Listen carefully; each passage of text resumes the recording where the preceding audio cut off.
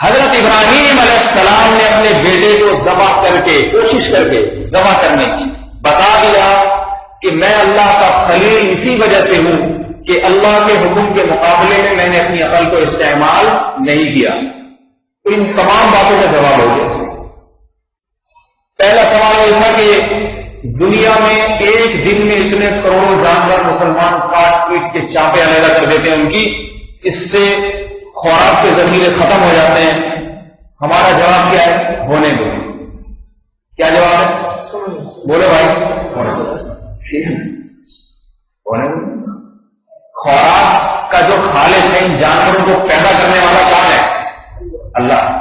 اگر اس کے حکم کے مقابلے میں ہم کہیں اللہ یہ گائے ہمیں پورے سال چاہیے, تو اللہ کہے گا یہ دی کس نے تجھے؟ انگریز نے دیے, یورپ نے دیے, جاپان کے سائنسدانوں نے دیے, میں نے دیے تجھے.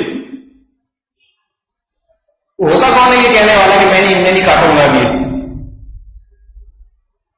بھیک میں ایک چیز ملی ہوئی ہو اور انسان اس کے سامنے اکڑ دکھانا شروع کر دے. اس کی مثال ایسے ہے جیسے ایک دولت مند آدمی کسی غریب کو آ کے کچھ چھوٹا موٹا ہدیہ دے, اس کے بعد کہ اس کو نالے میں پھینک دے, دوسرا دے دوں گا تجھے. کیا کہ نہیں یہ بڑا قیمتی ہے. کیا کہ تم نے خود سے کمایا کہ میں نے تمہیں دیا؟ میں نے دیا ہے, میں واپس بھی چھین سکتا ہوں تجھ سے. اللہ چاہے ان بیماریوں, ان جانوروں میں ایسی بیماریاں ڈال سکتا ہے کہ خوراک کے ذخیروں کی بات کرنے والے ان جانوروں سے ویسے ہی محروم ہو جائیں. اور چاہتا تو ان جانوروں کی نسل میں اتنی برکت ڈال سکتا ہے کہ انسانی عقل حیران ہو جائے کہ اتنے کٹنے کے باوجود یہ جانور اتنی وافر تعداد میں کہاں سے آ جاتے ہیں. اس سوال کا جواب کسی کے پاس نہ ہو, مگر خالق کائنات بزبان حال یہ بتا رہا ہو. دیکھو جیسے ابراہیم نے بیٹے کو ذبح کیا مگر میں نے ذبح ہونے سے بچا لیا, تو میں تمہیں حکم دے رہا ہوں ان 3 دنوں میں ان جانوروں کی نسلیں ختم کر دو, مگر نسل ختم ہونے سے میں ان جانوروں کو بچا لوں گا. گائے سال میں کتنے بچے دیتی ہے؟ مجھے کو پتہ نہیں کہ بھائی کتنے دیتی ہے. ایک بچہ دیتی ہے سال میں, ایک بچہ. خاندانی منصوبہ بندی والے تو بڑے خوش ہوتے ہوں گے, شکر ہے صرف ایک بچہ. کیونکہ خاندانی منصوبہ بندی والے ایک بات یاد رکھیں, ہر جانور کی نسل کے بڑھنے پر خوش ہوتے ہیں. اشرف المخلوقات جو انسان ہے اس کی نسل کے بڑھنے پر پریشان ہوتے ہیں. یہ خود ہی احمقانہ ایک بیوقوفی والی بات ہے. جس کائنات کو جس مخلوق کے لیے پیدا کیا گیا اس کی نسل کم ہونی چاہیے, اور جو جانور اور کتے بلی ان کی نسلیں بڑھنی چاہیے. مقصود کائنات انسان ہے, اس لیے اس کی نسل تو سب سے زیادہ بڑھنی چاہیے. یہ جانور اللہ نے پیدا ہی اس لیے کیے یہ تاکہ انسان کھائے اور انسانوں کی نسلیں بڑھیں. فارمی مرغی کی نسل بڑھ رہی ہے بہت تیزی سے, انسانوں کی کم ہو رہی ہے. بہرحال گائے سال میں کتنے بچے دیتی ہے؟ یہ ہمارے مؤذن صاحب کی معلومات کے مطابق ایک. جس چیز کی مجھے بذات خود نالج نہ ہو میں اس کی ذمہ داری قبول نہیں کرتا. ٹھیک ہے, ایک بچہ دیتی ہے سال میں, اور بکرا بکری 2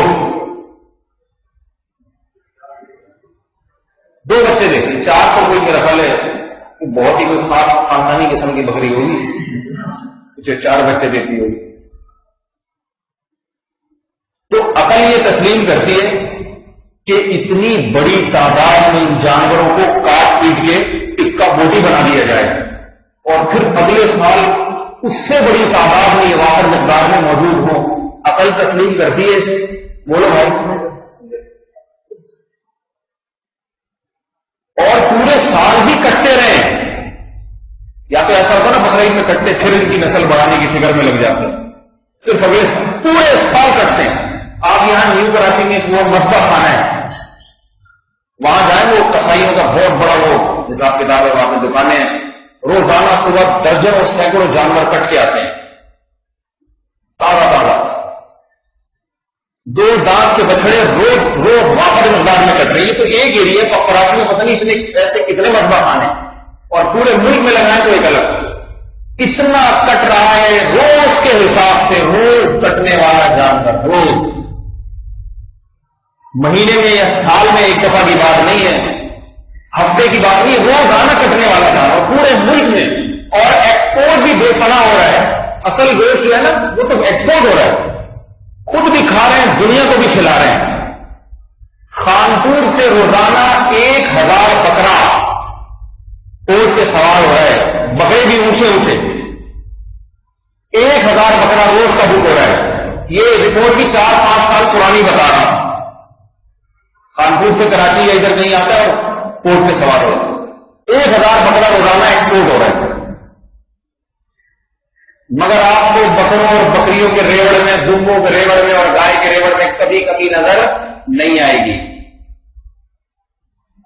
ایک انگریز نے کسی سے پوچھا، ایک عالم سے، کہ مسلمان یہ برکت کا لفظ بہت استعمال کرتے ہیں، برکت دے اللہ، تمہاری روزی میں برکت دے، تمہاری رزق میں برکت دے، یہ برکت کیا ہو؟ 2 روپے تو 2 روپے 4 تھوڑی ہو سکتے ہیں، وہ 4 ہے، یہ برکت کیا ہے؟ تنخواہ 10,000 رہے اور برکت اس میں 1 لاکھ والی ہو گئی، اس کا مطلب کیا ہے؟ سیدھا یہ بول دو کہ اللہ تمہاری تنخواہ 10,000 کے بجائے 1 لاکھ کر دے، ٹھیک ہے؟ تو ہم بزرگ نے کہا کہ برکت اسے کہتے ہیں کہ قربانی کے جانور کی مثال دی، کتنا کٹتا ہے مگر پھر بھی واپس مقدار میں۔ اور یہ بات بھی یاد رکھیے، یہ حقیقت ہے کہ جانور ہر سال مہنگا ہوتا ہے پہلے سے، مگر حقیقت میں دیکھا جائے تو سستا ہوتا ہے، مہنگا نہیں ہوتا۔ آپ کہیں گے یہ تو مشاہدے کے خلاف بات کر رہے ہیں۔ کرنسی جس طرح سے ڈی ویلیو ہو رہی ہے، گر رہی ہے، اس کے لحاظ سے دیکھیں تو آپ کو اندازہ ہوگا کہ یا تو جانور کی قیمت اتنی ہی ہے یا اس میں کمی ہو گئی ہے۔ ڈی ویلیو جس طرح سے کرنسی ہو رہی ہے، 35,000 میں پچھلے سال جو کچھ آپ خرید سکتے تھے اب وہ 45,000 میں بھی نہیں خرید سکتے، کرنسی اتنی گر رہی ہے۔ لیکن جانور جو پچھلے سال 35,000 میں تھا آج زیادہ سے زیادہ 40,000 میں مل جائے گا آپ کو۔ بتانے کو تو وہ بتاتے بہت ہیں۔ کل میں ایک بچیا پہ ہاتھ رکھا تو کہہ رہے کہ میں نے کہا کتنے، کہہ رہے 1,40,000۔ میں نے کہا صرف بچیا چاہیے، آپ نہیں چاہیے ساتھ میں، صرف بچیا کی بتاؤ علیحدہ سے۔ وہ بتانے کو تو ایک الگ بات ہے، وہ 2,40,000 اور 1,40,000 اور 50,000 میں کیا کہ چھوڑنے، لیکن دینے کی جب بات آتی ہے تو پھر ظاہر ہے وہ اتنے ہوئے۔ تو اس میں دونوں اعتراض کا جواب۔ دوسرا اعتراض یہ، غریبوں کو کھلا دیتے تو کیا جاتا ہے؟ تو غریب کس نے پیدا کیے میرے بھائی؟ اللہ نے کی۔ اللہ ہم سے زیادہ غریبوں کا خیر خواہ ہے، ٹھیک ہے؟ اللہ غریبوں کا خیر خواہ ہم سے زیادہ، تو جو اللہ نے غریبوں کو بھی کھلائے، غریبوں کو بیوگان کا خیال کریں، یتیموں کا خیال کریں، لیکن اس کی وجہ سے قربانی کی سنت کو ترک نہ کریں۔ اللہ جس وقت جس عبادت کا ہمیں حکم دیتا ہے اس وقت وہی عبادت ہمیں کرنی پڑے گی۔ محمد صلی اللہ علیہ وسلم نے بقرعید کے دن 100 اونٹ اپنے ہاتھ سے نہر کیے، 100 اونٹ۔ دنیا تو اس میں بھی چیخے گی۔ عرب میں خوراک کی بہت قلت تھی، یہ بات یاد رکھیں۔ اتنے پیسے والے مالدار نہیں تھے جیسے آج ہم ہیں، اور اونٹ اس وقت بہترین خوراک، بہترین جانور سمجھا جاتا تھا، جو صرف کھانے کے نہیں، سواری کے، دودھ کے اور درجنوں کام اس سے لیے جاتے تھے۔ اور نبی ایک اونٹ ذبح کر دیتے تو بھی قربانی ہو جاتی۔